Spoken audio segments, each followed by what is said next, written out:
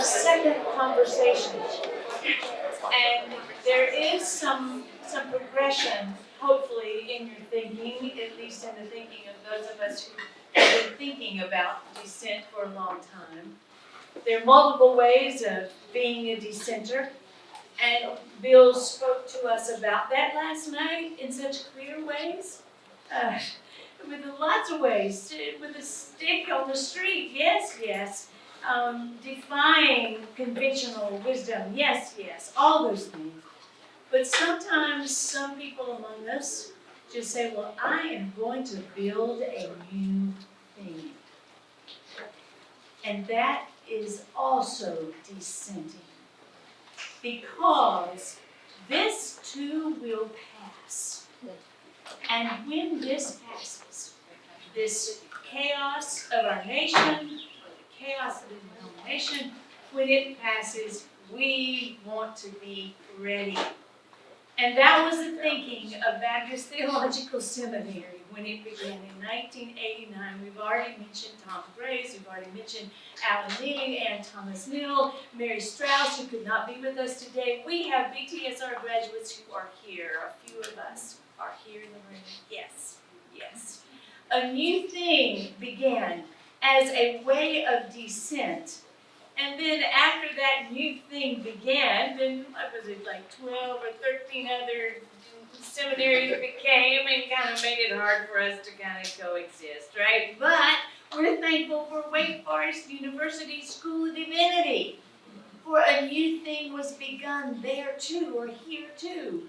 So we making a transition in this idea of dissent to an idea that a dissenter not only stands on the street and speaks against what is the convention or the popular word of the day, but that dissenter can say, I'm going to build something new. It was in that tenor that Dr. Bill Rogers, who could not be with us today to provide this introduction to Jon Singletary, Emily McGee. So I'm going to be reading his words shortly. But Dr. Bill Rogers left Southern Seminary. He left Southern Seminary having been dean of the School of Christian Religious Education at the time it was called, 1983, and then to 1993, he was serving as the dean there at the School of Education. BTSR, when we began, we were in a wonderful place because these giants of theological education then came on board with us. So Bill Rogers was one of those, then came Glenn Henson, then came Paige Kelly, and we created there at that institution a really wonderful, good, new thing. And Bill was one of those who came with us, bringing the insight of Southern Seminary, bringing the insight and the experience of Southern Seminary to the beginnings of Baptist Theological Seminary at Richmond. These are Bill's words as he served with us at BTSR from 1994 to 1998. He was the teacher of Dr. Jon Singletary and many other of us in this room. These are Bill's words. I was in the room. The phrase, I was in the room, means more than being physical present. It suggests active involvement in a significant conversation, decision, or event. In this reflection, this phrase marks moments when personal witness and institutional change intersected. You'll be listening for the words or the names of the people you have already called, but you will now see them in context. In 1983, Bill says, as the fledgling academic dean of the School of Religious Education at Southern Baptist Theological Seminary, I received a priority assignment from President Roy Honeycutt. I want you to complete the transition of the School of Social Work. I've named Ann Davis as dean of that school, said Roy Honeycutt. The funding of the new school and salaries of its faculty will need to be secured from existing budgets. From that point forward, says Bill, I was privileged to maintain a succession of working relationships with social work deans. Dean Davis was the first. We've already called her name. Please remember her again. Cora Ann Davis, Bill says, and I developed a collegial working relationship in the early 80s. Earlier at Southern, Davis had served as professor of social work, director of social work, and director of professional studies in the School of Christian Education. She became founding dean of the Carver School and led it to become the first non-university program accredited to offer the Master of Social Work degree. Davis retired from the faculty at Southern Baptist Seminary in 1995. Bill Rogers says, I was in the room when several of us left Southern that same year after reading the handwriting on young Albert's wall. Diana Garland began her educational ministry in 1979 when she joined the Carver Church School of Social Work faculty in the School of Christian Education at Southern Seminary. She eventually led the Carver School as dean and directed its Center for Family Ministries. Her career in ministry were threatened in 1995 when the seminary's young president, Al Mohler, declared, "The culture of social work and the culture of theological education are simply not congruent." Young Albert went on to block tenure for social work faculty and vetoed Garland's nomination to fill a professorship. When Garland contended that the president's actions made hiring faculty impossible and imperiled the Carver School accreditation, he fired her for insubordination. In 1997, Baylor hired Diana Garland as the Dean of Social Work and also appointed her husband, David Garland, a New Testament professor, to the faculty of its George W. Truett Theological Seminary. And Bill Rogers goes on to say, I was in the room in 1995 at Baptist Theological Seminary in Richmond when I met a gifted student and his talented wife, Wendy Singletary. His name is Jon Singletary. In a sense, Baptist Theological Seminary at Richmond was a product of this legacy of Dissent. John's MDiv degree was formed by a whole faculty of dissenters. After completing his PhD, John joined the School of Social Work faculty at Baylor, but the PhD, might I quickly say, was because BTSR had the willingness and the ability to see beyond its own walls and worked with Virginia Commonwealth University to have a joint degree in social work. We felt that theology needed to meet the pavement from the very beginning. After completing his PhD at VCU, he joined the School of Social Work faculty at Baylor in 2003, and then he has served the School of Social Work there in several leadership roles, which he will speak shortly. Since 2010, Jon has held the Diana Garland Endowed Chair in Church and Family Studies, conducting research on community, family, and congregational life. In May 2017, after serving for a year as interim dean, Jon was named the dean of the Garland School at Baylor. He succeeded the school's founding dean and namesake, Diana Garland, who died in 2015. Bill Rogers says, "It is my delight to be in this room today," and in many ways he is, and to introduce Jon Singletary. I add that to also say that Emily Hull McGee will be joining us, as well as Bill, for a conversation afterwards. And Emily, I want to give you a long conversation or a long introduction, but I just simply say I love you. And I listen to your sermons and I just say, thank you, God. Because Emily has been a successful pastor, is a successful pastor here at First Baptist Church, Winston-Salem. Randall Lolly is rolling around with Thanksgiving. I know he is. And Emily, having been an opera singer, focused from a degree at Firma and then at Northwestern, ready to sing opera, as she says, I didn't want any of that church stuff, right? Because Daddy David and Mama Jane, Shannon Hull, all come from that Bill Hull legacy. And she said, I've had enough of that.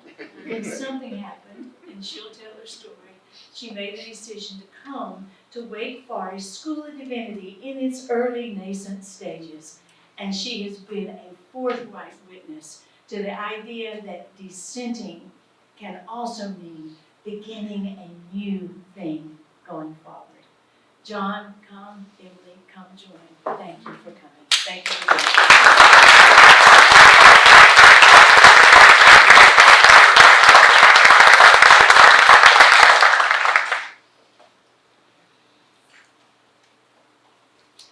Well, I know Bill will be watching this. Bill Rogers is a bow tie wearer and left me a few of his over the years. I wore one last night. I'm not wearing one today, but Bill, I want you to know I have a bow tie. What an honor it is to speak at this inaugural event, to join Linda and Bill and Molly. What a dream. To follow them, I'm not so sure. We do gather this weekend to celebrate the legacy of Bill Leonard and the connections that many of us have shared with Southern Seminary. As you heard, I did not attend Southern. I apologize for that, I guess. I don't know. But I did spend a year at Southwestern. My first semester there was Dr. Dilday's last. I was there when they locked him out of his office. In Dissent, I left and made my way to the Baptist Theological Seminary. My ties to Southern were with the exiled faculty who also made their way to Richmond. Linda McInnes Bridges and Bill Rogers among them, of course. Because I paired my social work education with seminary, I then followed Diana Garland from Southern to Baylor. More than a follower, I was a disciple of Diana, a devotee. In her lifetime, I was named the inaugural Diana Richmond Garland Endowed Chair.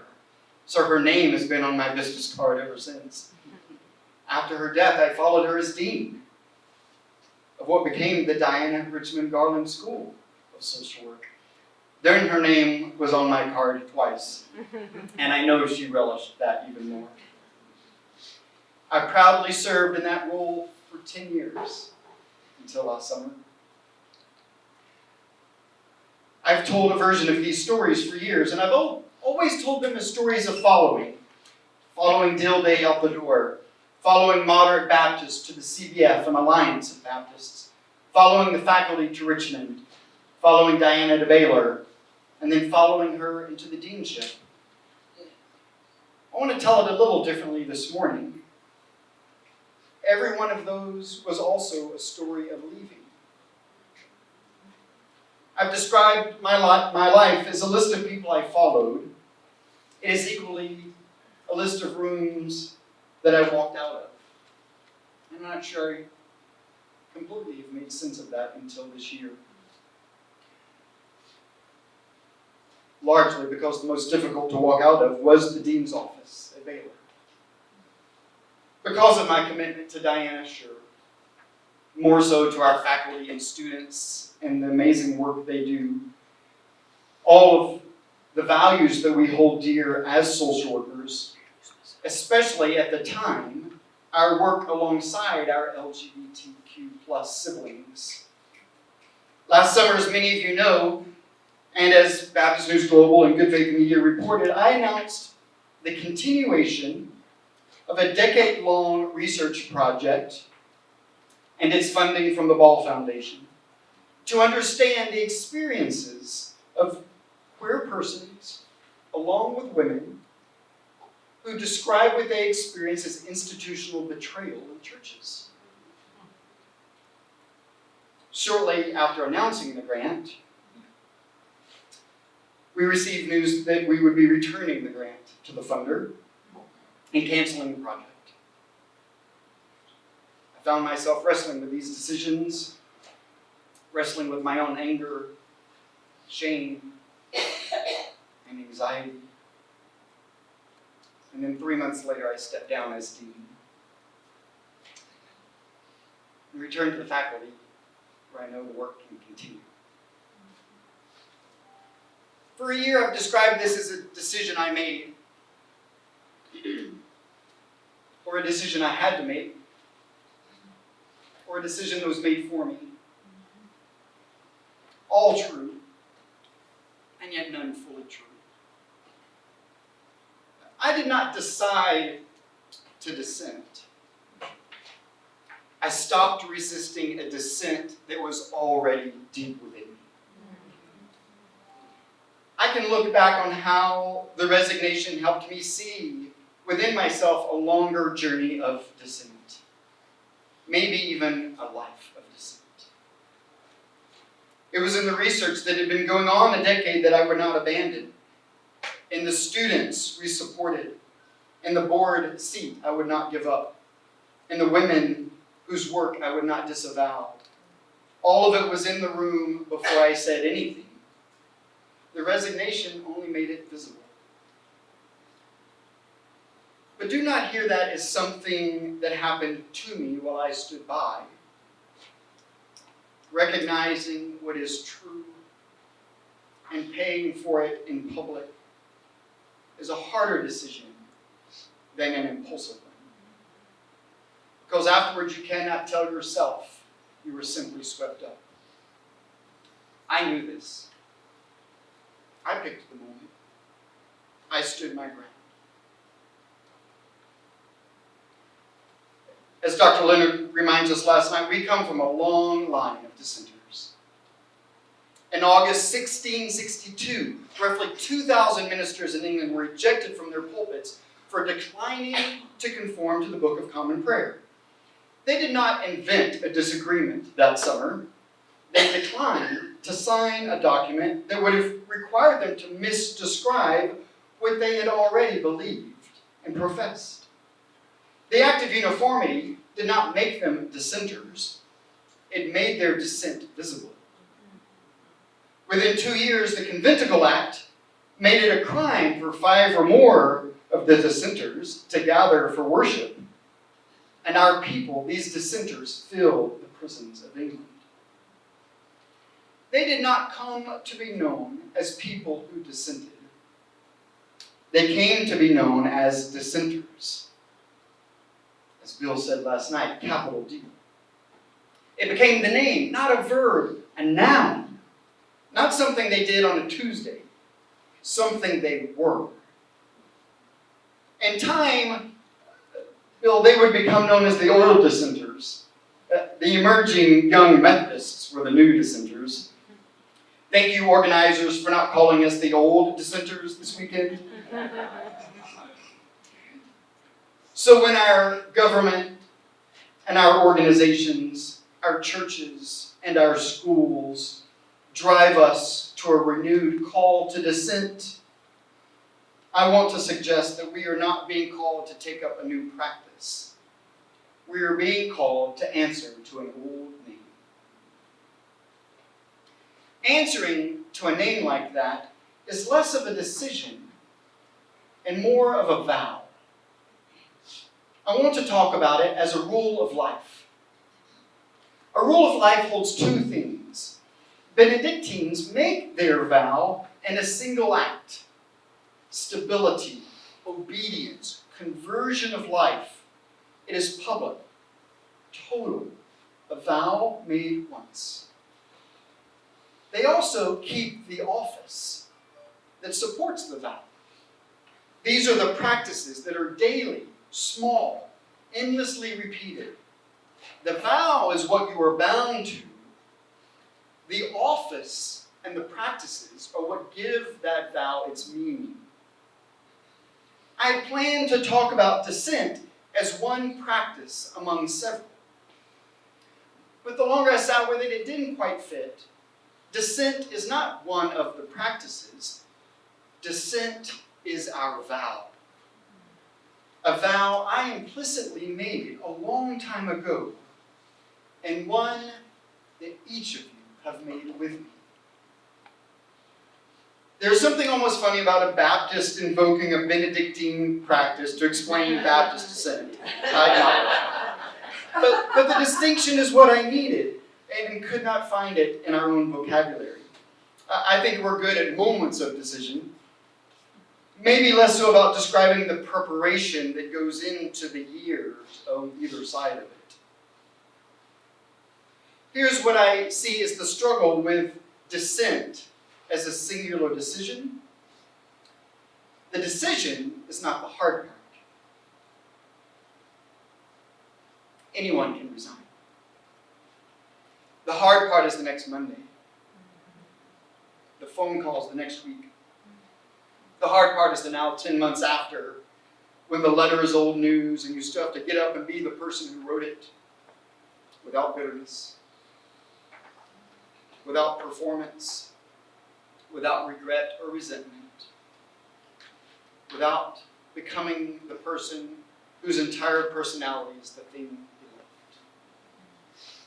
Dissent is a vow and not a decision. And that is what a rule of life is for. And I'm curious if this resonates with you. These practices that I'll describe shortly certainly reflect my recent journey, and they may reflect some of my own experiences of privilege and security. I am mindful of that. But hopefully they offer an invitation for your own journey of dissent as well. So what follows are 5 practices. Not steps toward dissent, but practices of the office that make the vow livable. Dissent is a body word. Its root is dis plus sentire. Sentire is to feel, to perceive, to sense. It's the root of sentiment and sensation. It also gives us consent, consentire, to feel together with. So dissent is to feel apart. My body felt the pulling apart years ago. And the ongoing tension between the values of social work and the Christianity of Texas Baptists. This tension was unavoidable and ongoing in my role. It required effort, and effort is somatic. Holding a leadership role shapes what you can do and say, and that inevitably costs something. Continuously. And that cost is paid in the body, long before it is paid in a meeting or in the public square. And I know our women who lead know this far better than I do. In order to engage in this bodily practice of dissent, we must first recognize another body word. The first practice. Feel the disease. Feel the disease. Disease. Dis-ease. Not at ease. My body, no longer at ease, filed its dissent long before my mouth could say the words. Dissent is not first an argument you make with your head. It is a condition you feel in your body, usually long before you have language for it, which is why this is the first practice and not the last. You do not reason your way into dissent. You notice that you have been feeling apart, that you are feeling ill at ease, and then you decide what you're going to do. Where do we feel this disease? Where do we not? It's in our national, state, and increasingly local politics. It's in our religious systems. It's a part of public health and healthcare systems, education system, economic systems. For me, it was increasingly difficult to make sense of higher education policies, particularly in the Trump era of government. Expenses in college athletics at the expense of academics, stepping away from our commitment to diversity, equity, and inclusion work. I was increasingly ill at ease. I was sick. Naming this disease is not easy in a place of leadership, but I had to be honest about what my body had known for a long time. Maybe you too feel the dis-ease from the impact of higher education, perhaps. Maybe it's the government, the executive overreach that increasingly threatens our democracy. Maybe it is the oppression of evangelicalism and other religious bureaucracies, and the Southern Baptist patriarchy seems stronger than ever.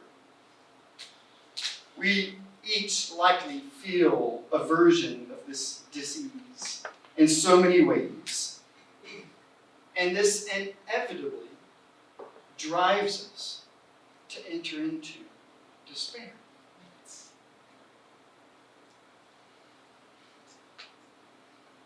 And if you feel this despair, then I want to invite you to linger with it for a moment as a practice.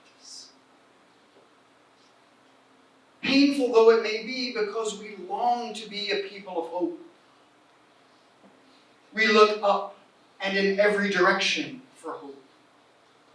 However, as part of our practice, our rule of life, I believe we must allow ourselves to feel the dis-ease and enter the despair. We do not need to force the jump into a place of hope. Despair is not cynicism, not that there's anything wrong with that, but rather it is an honest lament as we embrace our grief.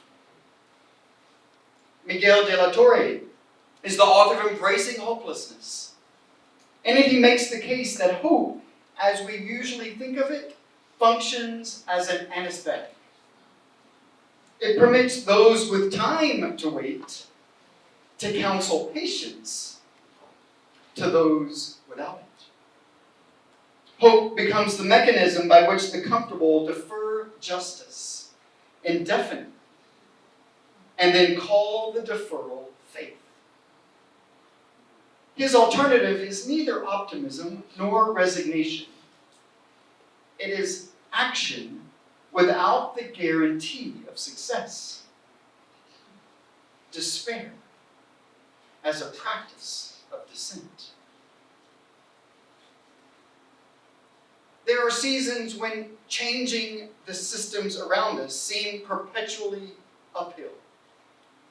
We cling to hope. We long for hope, but we wonder if change is really possible. And so we must ask these hard questions and let them linger. Can we turn around the environmental damage we have done? Can our nation let go of our myth of white Christian nationalism? Is there any chance of our political system bridging the growing chasm between the rich and the poor?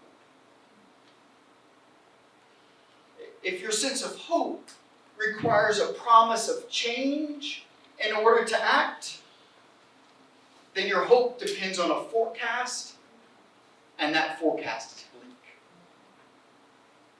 Despair, entered honestly, breaks that dependency.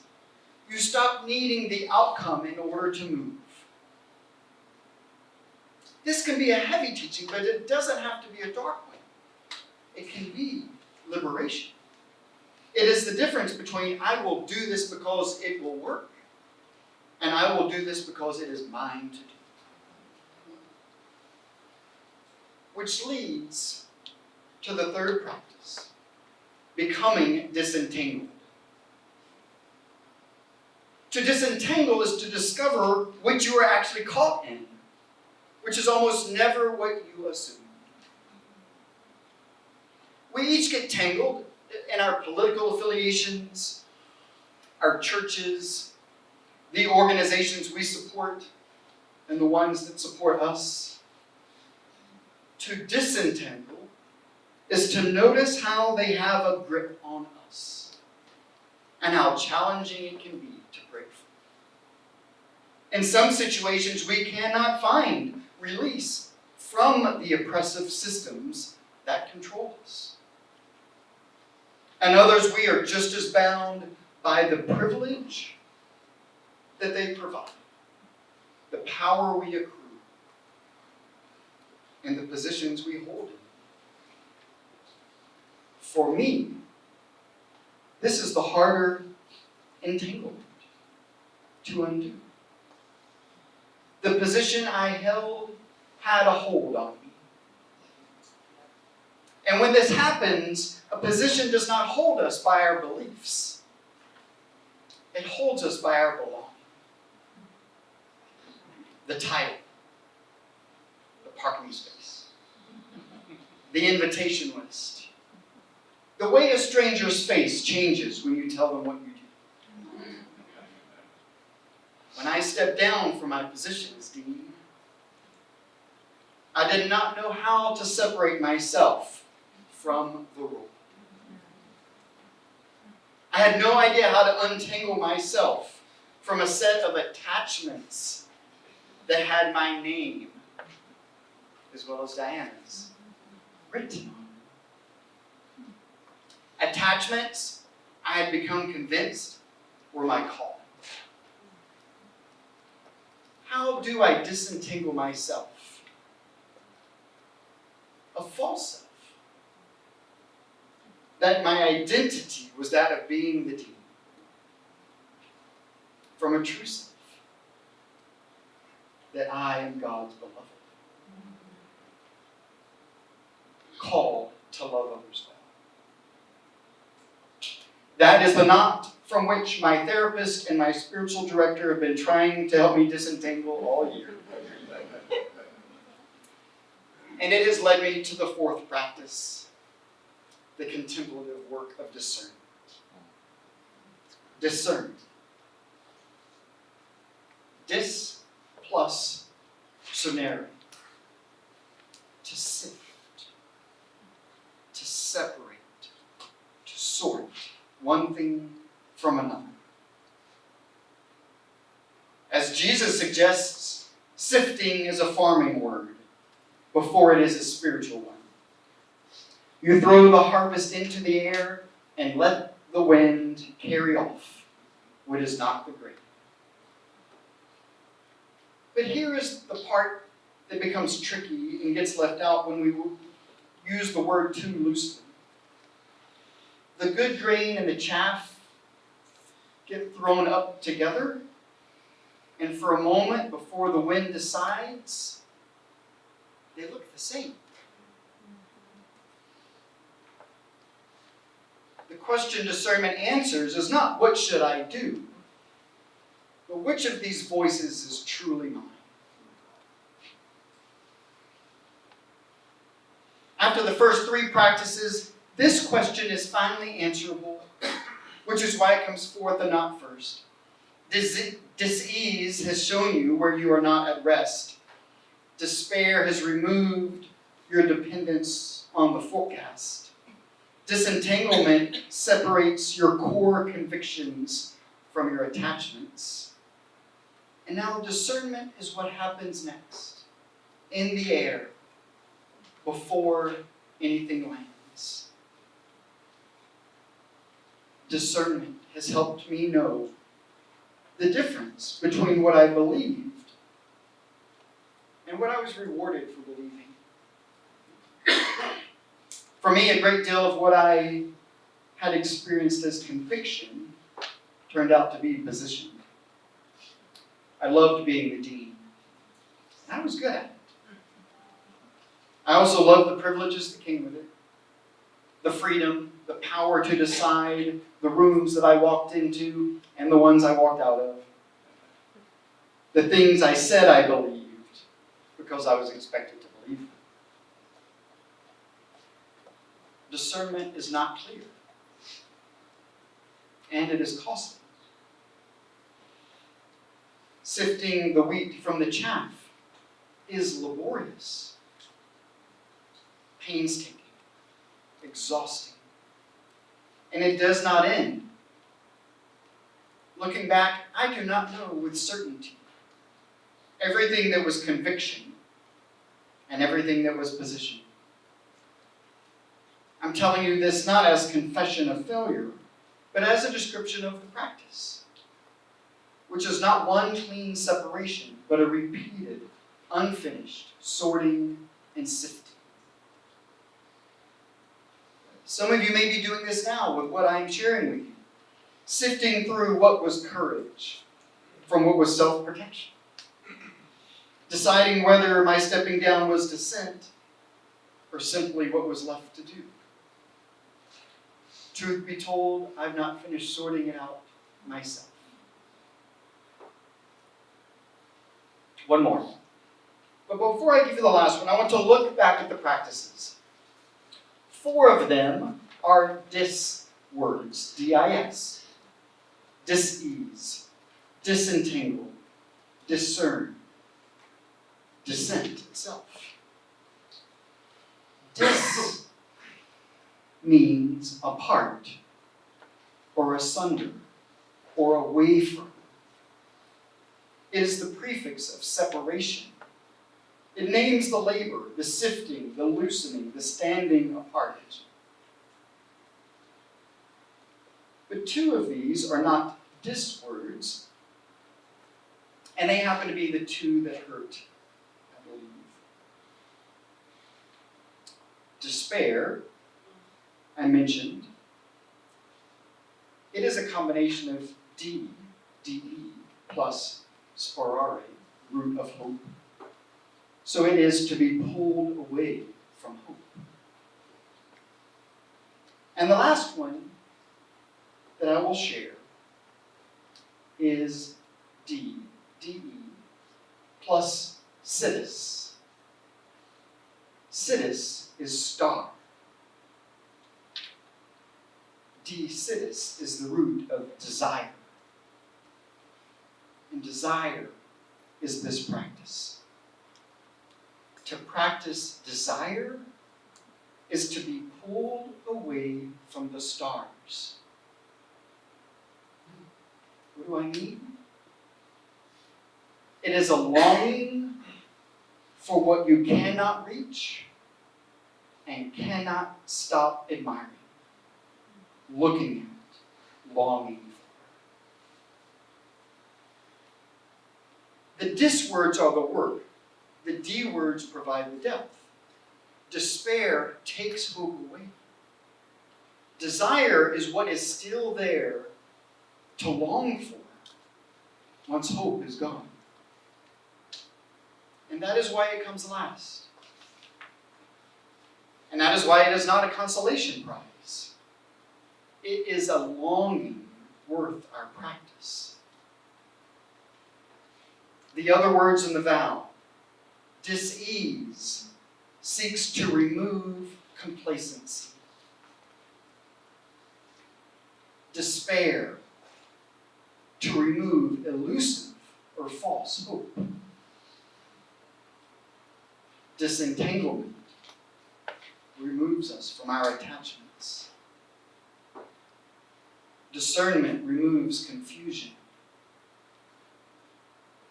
Every one of them subtracts something, so what is left? Our desire. Not preference, not appetite, not what you want. It is the longing that lingers deep within us. It is what remains in us after everything that could be stripped away has been stripped away. We dissent because we continue to desire. At Spelman College in 1980, Howard Thurman said, "There is something in every one of us that waits and listens for the sound of the genuine."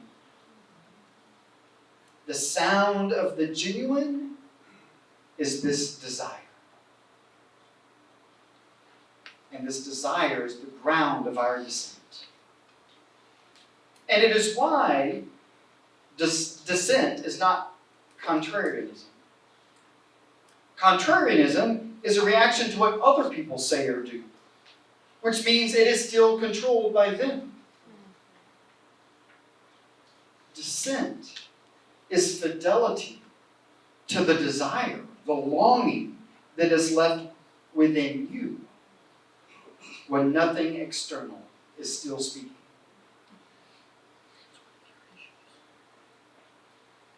But this fidelity is not merely a feeling. You do not stay faithful to a star by admiring it from a chair. This fidelity is practiced in the open, in front of people who can see if you meant it, and it costs something. You will not reach the star. You are not asked to. You are asked not to look away. Let us continue to desire. I have so often thought my calling was to serve as the dean of the Diana Richmond Garland School of Social Work. Diana loved that for me. I loved it. It was an honor. It had become a deep desire. But maybe it was the wrong one. As part of my practice, I know there is something more true of me. The things I will not look away from. Advocacy and care for faculty of color when diversity and equity and inclusion falls out of fashion. Keeping faith with our LGBTQ plus siblings, whom I dearly love, when our government tries to suggest otherwise and our church leaders follow. Challenging patriarchy for the sake of women who are called to serve and to lead, and we think we can say otherwise. These are the things I desire. These are the things we desire. And for the people they represent, I claim my heritage as a dissenter. You too are already dissenters. Not because you chose it this morning, but because you inherited a name and probably a temperament to go with it. These 5 practices are not how you become a dissenter. They are how you stay one without being destroyed by it. The vow to dissent is made once. The practices of the office are daily. My guess is you are not deciding whether to dissent. You are deciding how to live it out, day by day. As you go, may these practices guide you.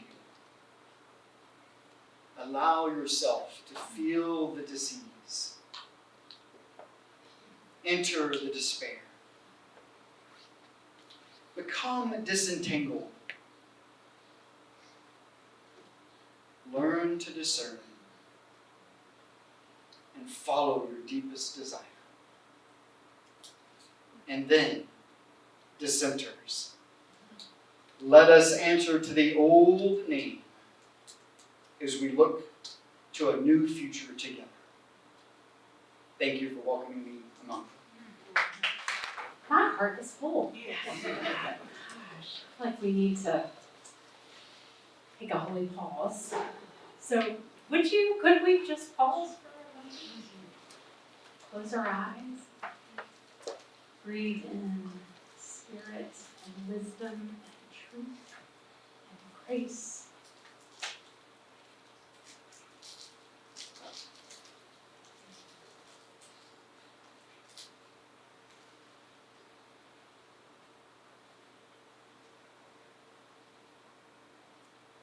Thanks be to God. Amen. It is such a joy to be with you, and I look around this room and feel nothing but humbled and awed by the company. Linda, and Molly, and Bill, my mentor and friend, who I can't call Bill. I have to call the dean because that's how I knew him first and best. I want me to just sort of talk a bit, and then we'll just pass the microphone around. Our conversation this afternoon is called A Legacy of Dissent. And so I speak to you as a whole. I am Emily Hull McGee. I am the granddaughter of Bill Hull, 50-year pastor, academic, writer, brilliant theologian, New Testament scholar, dean of the School of Theology at Southern Seminary back in the day, pastor of local churches, who I knew as Granddaddy Bill. I'm the daughter of David and Jane, pastors. Oh, y'all just got me all emotional already. Pastors and faithful witnesses to the gospel. I'm the niece of Susan Hull Walker, the first Southern Baptist woman ordained in the state of Louisiana, who is a weaver, an artist, and teller of gospel stories in her own way. And from that legacy that has been an inheritance of mine, as many of you perhaps, I found myself feeling firmly called away from that legacy of ministry and followed it into a life of art and music and being a performer and taking a path that for my family was a road not taken. And we know that the Lord has a way with these paths and calling us to different paths, perhaps that are familiar but new. I announced to the minister side of my family that after college and grad school, I was feeling a call to go to seminary. And as I made that announcement, pronouncement, I quickly followed it up with confirmation, lest they be confused, that I did not feel a call to be a minister, and certainly not in a local church. That is not the path that I feel God calling me to. And, you know, many of us have been to seminary, and we know how these paths twist and turn. That same side of the family, I was nearing the end of my second year of Divinity School here at Wake Forest, with Bill Leonard as the dean, and Frank Tupper as my theology professor, James Dunn, God rest both of their souls, as our professor of Christianity and public policy, and so on and so on and so on. And toward the end of the second semester of my Divinity School experience, I was back with the Hulls, Bill and Willadine, and my granddaddy Bill was asking me how I was hearing the call of God in this season of my life. And I reflected back on that call that God certainly was not going to call me to ministry, and certainly not in a local church. And I remembered that, and I said, you know, that might shift around. I feel a little bit of that shifting sand. I do feel a sense of call into the local church. And what I'll share with you next, I offer as confession. I will confess to you, and I confess it with embarrassment to Molly and Linda and Amy Dean and Doris Ant, two pretty brilliant pastors, that I said to my granddaddy Bill, I am not going to spend the rest of my life apologizing for being a woman in ministry. So I'm just going to go be a Methodist.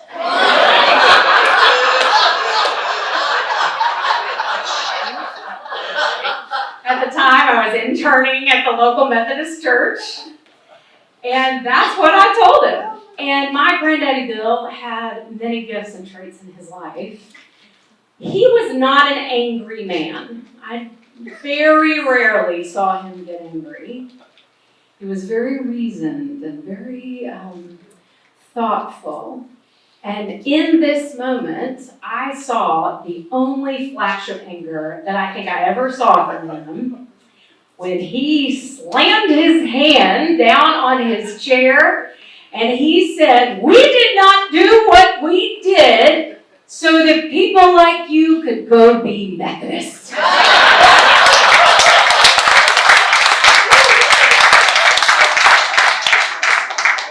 Now, in that moment, I know that he knew that actually it was quite faithful for some of us to go be Methodists, some of you to go be Methodists, and good Episcopalians and good Presbyterians and so on. I know he knew that it was right and faithful for some to go and follow the way of Jesus free from the constraints of the institution. And yet in that moment, what he was speaking to was not a denominational practice or commitment. He was speaking to my sense that I knew what God would have me to do and where God would have me to go. That he was speaking against my desire for all of the privilege with none of the responsibility. He was speaking to my wish for a life of comfort rather than a life of risk. That moment changed me, and I've told that story in my church. I've confessed it here before you today. And so I appreciated opportunities to finish my time here at Wake Div. One of the many gifts of that season, was that we were experimenting with merchandise for the Divinity School. This was before Wake Forest branded all the different schools with the logo of the university. And one of the pieces of merchandise that came from that season were t-shirts that were bright blue with red letters that said, "Real men marry ministers." And I bought one of those and took it with me to Louisville, Kentucky, where I served as minister to young adults at Highland Baptist Church, a mile down the road from Southern Seminary. To which I wore that t-shirt and went for walks right there on campus at Southern Seminary as an act of dissent. I served in Louisville, and despite the fact that our family, my dad grew up in Louisville, my grandfather served on the faculty there at Southern, I had no relationship with Southern Seminary, none at all. And yet, there in that sacred space, there in Louisville, I learned how to be a minister. The church taught me how to live in the way of Jesus together in beloved community. Such that when I came here to Winston-Salem, when the beloved community at First Baptist on 5th called me as their pastor 11 years ago, I carried with me this example of dissent as inheritance. And I'm a pastor, so I have sort of a 3-point thing, so I'll move through them quickly. But I think of the images here of dissent as inheritance. It's not the inheritance, for me, it's not the inheritance that perhaps Bill Hull once thought his granddaughter would get past: the buildings, the institutions, the names, the associations, the tall steeples. But it is an inheritance of risk and courage and conviction. It is an inheritance that I carry with me every day in this work and every Sunday in the pulpit. Several years ago, Bill, I don't know if you remember this, you were doing some cleaning out of your office, and you passed to me to pass on to my parents a picture that Dwight Cobb had painted of Norton Hall. Do you remember that? Mm-hmm. So I passed it on to my folks. And Norton Hall was where, the administrative building at Southern Seminary, my granddad's office was right there, just in the windows on that second floor. And that picture, I was living in my parents' basement, I think, for a while, until I asked them to have it back. And I did because one of the brilliant and wise interns that served at our church several years ago, a student, graduate here at Wake Forest, he had a painting hanging in his intern office at our church of his home church down in rural Georgia. Now, Zach is my friend and served as our intern. Zach, as a queer man, he was not welcomed in his home church. This was a home church that ordained his grandfather and his father and his brother. This was a church that baptized multiple generations of his family. This was a church where he anticipated maybe someday he'll come back and serve. but that would not welcome him. And so with that, Zach wanted to keep that reminder hanging on his wall of the story from which he came, of the legacy that he carried, of the reminder that we're not to build empires anywhere we go, right? We hold it loosely. I was so moved by his expression of witness that I asked my dad, can I have that painting back? And though I have no connection to Norton Hall, beside the legacy, it now hangs above my office door. So I look at it, I'm sitting at my desk and I look at it all the time as a reminder of that inheritance of Dissent. How about I pause on point one and hand over the mic? Okay, all right, sorry, 3 points. I'm a pastor, we do this, okay. The second image I thought about with Dissent is an arrow. I was listening to a podcast recently where the interviewee offered a quote that populism is the pointing arrow of politics. I thought that was an interesting quote. And I had Dissent on my mind. I was working on this conversation today. And so it made me think that Dissent is the spiritual practice that points. I think about what you offered for us, Jon, so beautifully and wisely. But I think Jon said it so beautifully that the Dissent, as the practice that points, doesn't point us back, or doesn't point us toward the group or the people or the forces that cause us to shift our posture. Dissent points us forward, points us toward the commitment and the conviction at the center of our posture of witness. It points us to what Jesus has called us to be and do in this world. So, Dissent as inheritance, Dissent as arrow. And finally, I'll offer just this brief word, Dissent as demonstration plot. You know the story of Clarence Jordan and his work in Americus, Georgia, where he bought a piece of land with his wife, Florence, and in 1942 created Koinonia Farm as a demonstration plot for the kingdom of God. And his vision for this space and this community was multi-ethnic, multi-racial, living out of commitments to the kingdom. And that image was offered to me. I was talking with one of our brilliant church members and friends, Scott Hudgens, former admissions director at the Divinity School. And he was reminding me, as we talked about Dissent, that sometimes Dissent looks like staying in the spaces and the halls of power and being activated sort of against as sort of this contrarian view. But sometimes Dissent looks like creating a demonstration plot for the kingdom of God over here and living out commitment and conviction as a witness. So I want to tell you about the beautiful saints of First Baptist Church on Fifth who understand that. I want to tell you about John and Nancy and Chris and Joy and Scott and Mary and Paul and Jean and Ann, who knew their church to have within it the DNA of a demonstration plot for the kingdom of God. Because in 1870, November of 1870, when Alfred Holland put an ad in the paper that said, "Are there any other Baptists in Winston? If so, come to my house on Saturday night." And one guy showed up who wasn't even a Baptist. He was just curious. After that, 4 women showed up, and that is how First Baptist Church on Fifth in Winston-Salem began. They incorporated in September of 1871. And this legacy that is now 155 years strong is one of witness.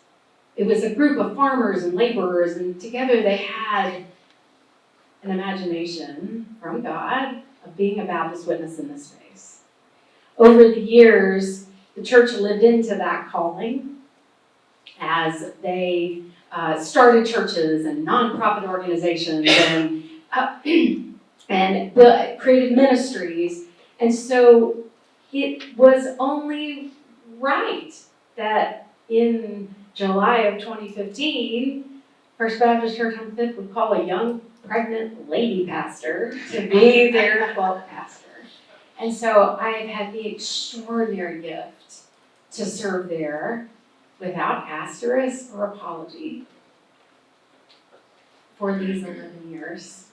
And I know that that is an extraordinary privilege made possible because of people like you in this room, that were it not for your imagination, for your dissent, for your witness, I wouldn't be doing what I do.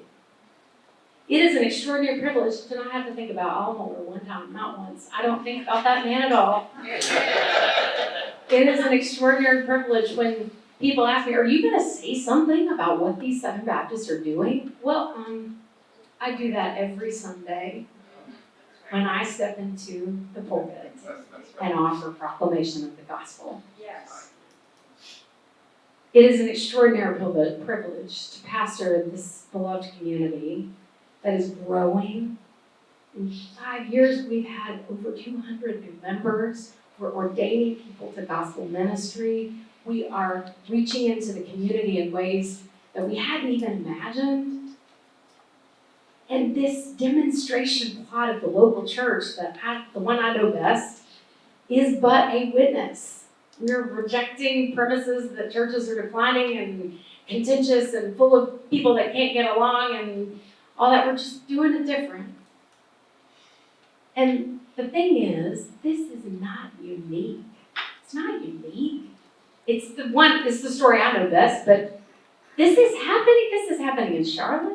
It's happening in Durham. It's happening in Waco. It's happening in Little Rock and all over the place. There are churches like this. In your cities, in your churches, you are creating these demonstration plots for the gospel where you are living out this witness to the risen Christ. That is happening. So, thank you for doing the work and laboring as you did so that Dissent could be continued as inheritance, as arrow, as demonstration plot. It is a joy to be with you. Thank you so much.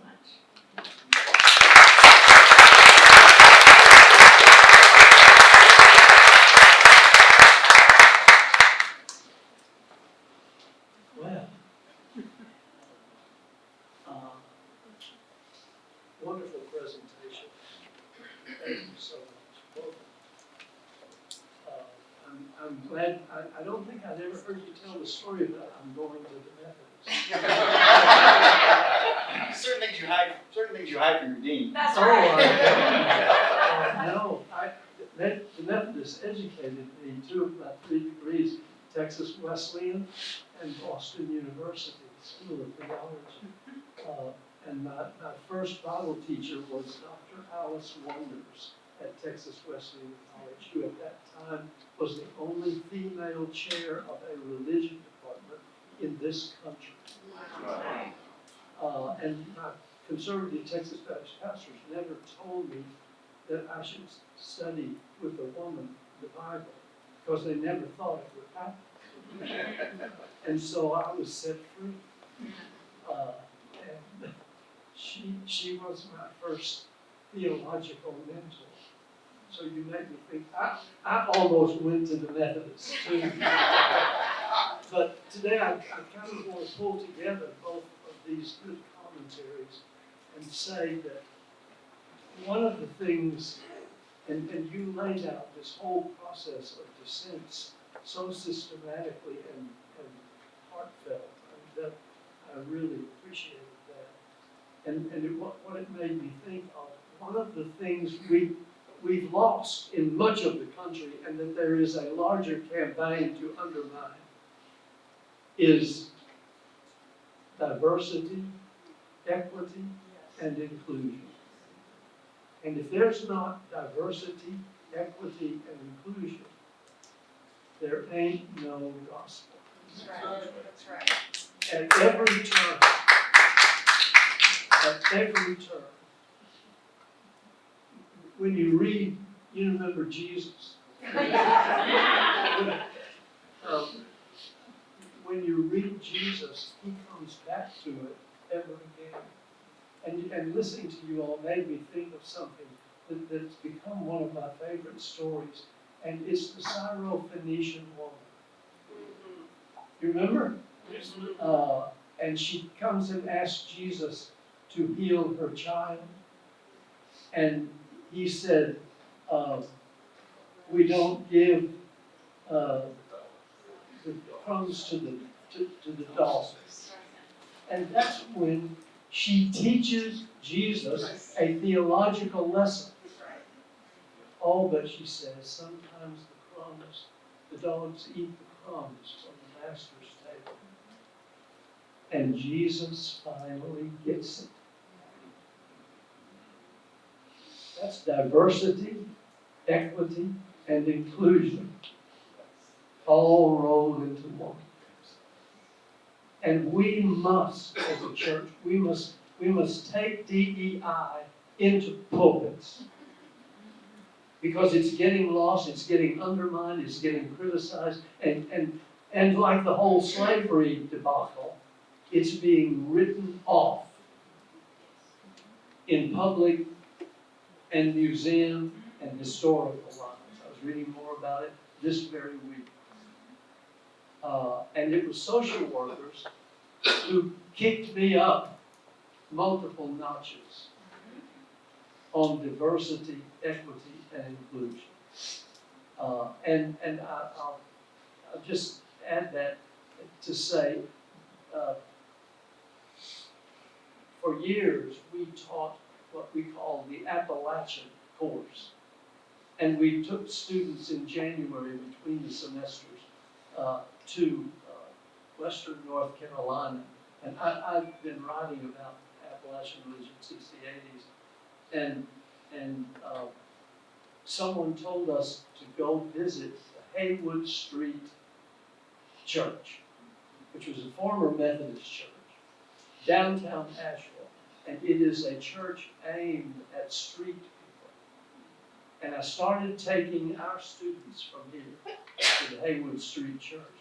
And every time we went, I'm not making this up, I'm not ministerially speaking.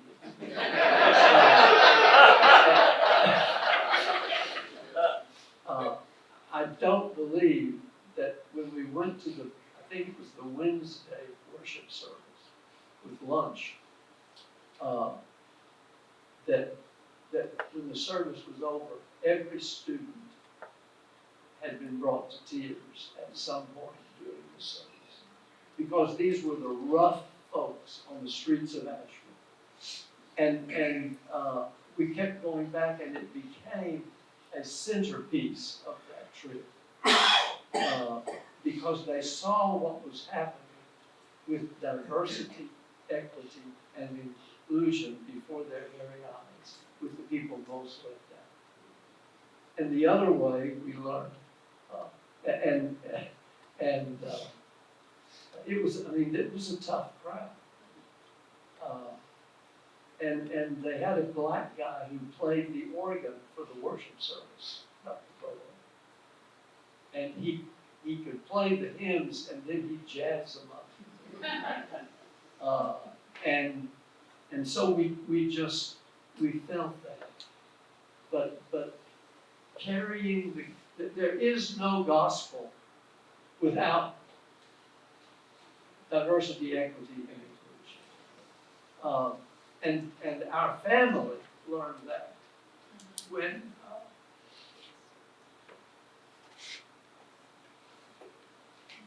our blessed daughter Stephanie came into this world. Yeah. And we saw how persons with special needs,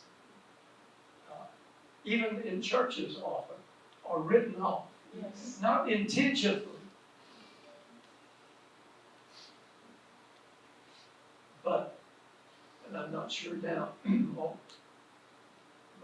but just because they aren't counted often.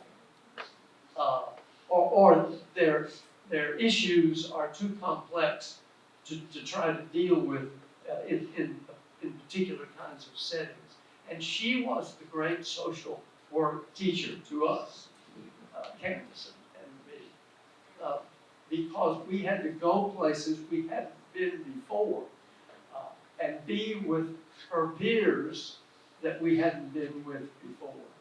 And at times, pitch a fit to get her what we thought she needed.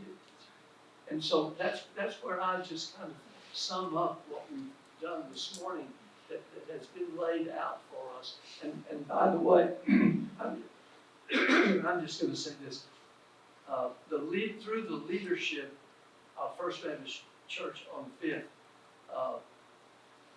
Emily saved that congregation, which was sitting on the edge, like many congregations these days, and aging out.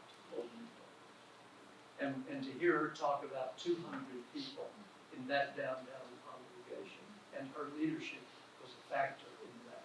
Wow. But at this point in time, with all that's going on, every church has to claim the gospel of DEI and do it publicly and directly and prophetically for all the rest of us.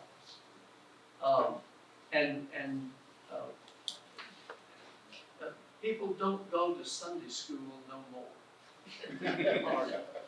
So the nurture of that kind of gospel has to take place outside the church in so many cases. And we're all learning how to do it, but we've got to learn faster. That's all I.